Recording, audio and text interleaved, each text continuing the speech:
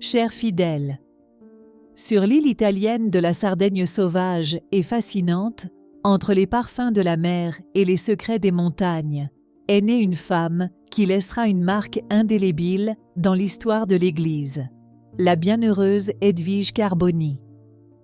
Avec cette vidéo, nous découvrirons ensemble son histoire extraordinaire, de sa jeunesse consacrée à prendre soin des membres de sa famille jusqu'aux dons surnaturels qui ont fait d'elle un exemple d'héroïsme chrétien.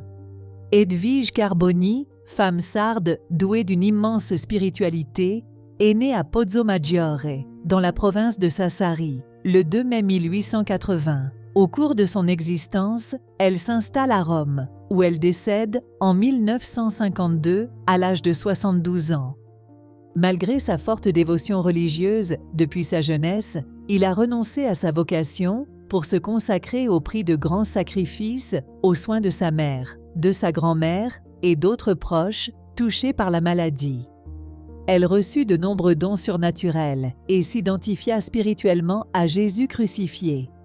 Les nombreuses grâces qui suivirent sa mort conduisirent les passionistes, en 1968, à entamer le procès de béatification pour reconnaître sa sainteté et l'amener à l'honneur des autels.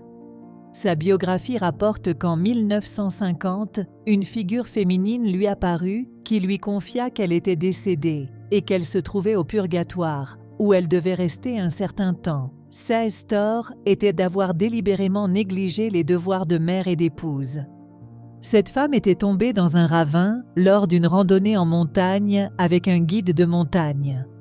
Dans un passage du journal d'Edwige, daté d'octobre 1943, on lit une rencontre avec un soldat mort à la guerre qui lui demanda de faire célébrer par Monseigneur Vitali des messes pour lui et des saintes communions pour sa sœur Paola, et ce.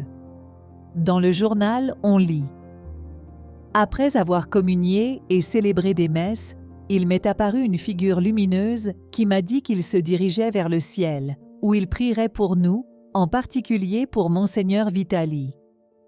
Il s'est présenté comme Paolo Biskin, d'origine russe, éduqué dans la foi par sa mère. En grandissant, cependant, il tomba dans de mauvaises habitudes, mais au moment de sa mort, il se repentit et se souvint des paroles de foi que sa mère lui avait enseignées lorsqu'il était enfant. Jésus, dans sa miséricorde, lui a pardonné.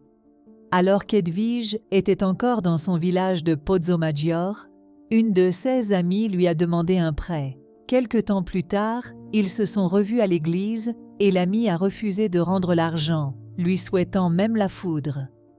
Edwige, déçue et navrée, s'éloigna en silence. Personne n'était au courant de cet épisode, mais des années plus tard, alors qu'Edwige était maintenant à Rome, elle pensa à cette femme et découvrit dans ses visions qu'elle était morte, son âme au purgatoire, et qu'elle devrait y rester encore un certain temps.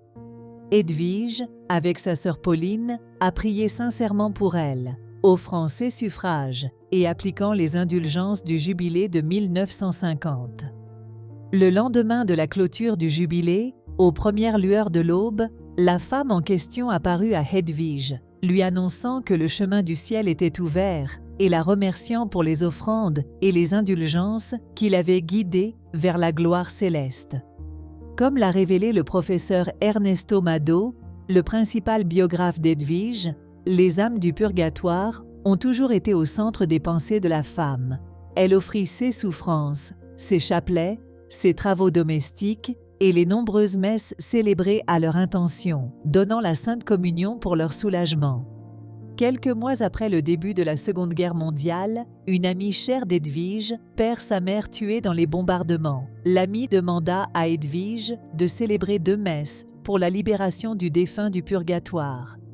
Toujours dans le journal qu'Edwige gardait jalousement, on trouve écrit que l'âme de la mère de son amie lui est apparue, lui révélant qu'elle était arrivée dans le royaume céleste et la remerciant pour la force de ses prières.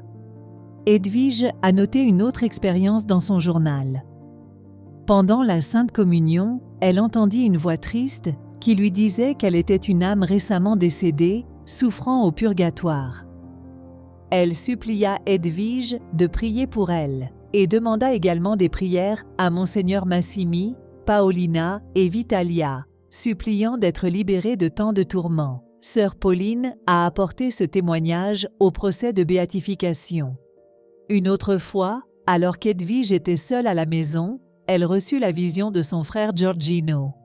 Lui, rongé par la souffrance, lui parla de ses douleurs, lui assurant qu'elle ne craignait pas pour lui, puisqu'il avait été jugé par le tribunal céleste et condamné à rester quelque temps au purgatoire. Cela l'a incité à lui demander avec ferveur de prier pour sa délivrance, et en lui serrant la main, il l'a brûlée par ce contact. Flora Argenti, une femme très proche d'Edwige, observa avec intérêt la dévotion de la mystique envers l'Église et fut présente lors de plusieurs extases d'Edwige, la soutenant dans ses tourments spirituels. Edwige priait constamment pour les âmes du purgatoire, qui, par concession divine, se manifestaient à elle en lui demandant d'intensifier ses prières pour leur libération, laissant des empreintes enflammées qui lui brûlaient la peau. On la voyait souvent souffrir de ces blessures. En réponse à ces appels, Edwige intensifia ses prières et fit célébrer de nombreuses messes. Après la libération de ces âmes, elles se présentèrent à elle, rayonnantes de béatitude éternelle, pour la remercier. Dans ces extases, Edwige voyait des âmes nouvellement décédées tomber en enfer, des âmes purgatives dans le feu du purgatoire et des âmes s'envoler vers le ciel. Lors du jour des morts, des foules d'âmes reconnaissantes lui apparurent, lui demandant de remercier ceux qui avaient prié pour eux afin qu'ils puissent monter au ciel.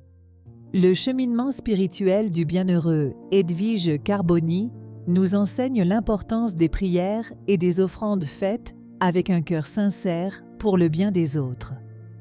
Ces expériences mystico-religieuses nous invitent à réfléchir sur la réalité du transcendant et sur l'importance de vivre une vie marquée par la charité et le service aux autres. Nous vous invitons maintenant à partager ensemble cette courte prière pour les âmes du purgatoire.